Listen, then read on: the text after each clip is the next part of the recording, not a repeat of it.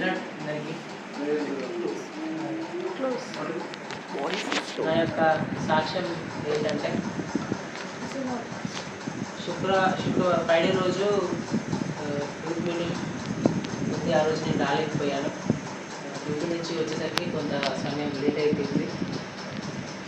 So అప్పుడు నాకు duty అయిపోగానే సారా కాల్ చేసింది.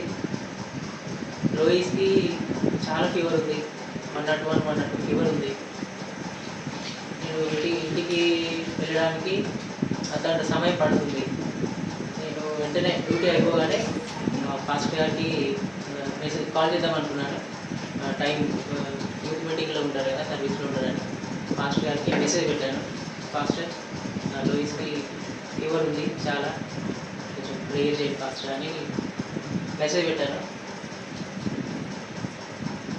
ఆఫ్టర్ నేను ఇంటికి వెళ్ళిన తర్వాత లోయిస్ చూస్తే చాలా ఫీవర్ ఉంది, తీసుకున్నా చాలా ఫీవర్ ఉంది.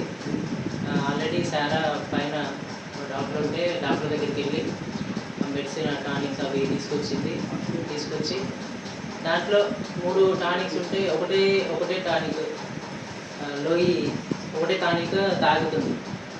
ఆ ఫీవర్కి అది ఇంకా యాంటీబయాటిక్ టానిక్ ఉంది, అది తాగట్లేదు, ఒకటే టానిక్ తాగింది.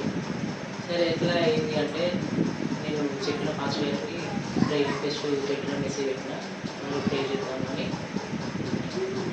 కూర్చున్నాము. నేను కాసేపు బైబిల్ చదువుకొని నేను లోయిస్ కొరకు నేనేం ప్రార్థన చేయలేదు. ఫాస్ట్ గారికి రిక్వెస్ట్ పెట్టుకున్నాను, ప్రే చేస్తాను చెప్పారు అని బైబిల్ చదువుకున్నాను. కాసేపు తర్వాతకి ఫాస్ట్ గారు ఫోన్ చేసి ఎలా ఉంది లోయిస్ కంటే అప్పటికే 101 ఫీవర్ ఉన్న లోయిస్కి షీ కంప్లీట్లీ కూల్. చిక్కలో అయిపోతుంది.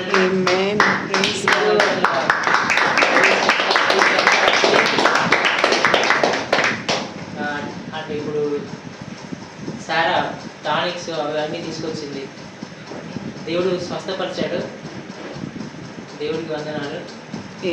ఇంకా ఇంతవరకు మళ్ళీ దానికి ఫీవర్ రాలేదు. అదే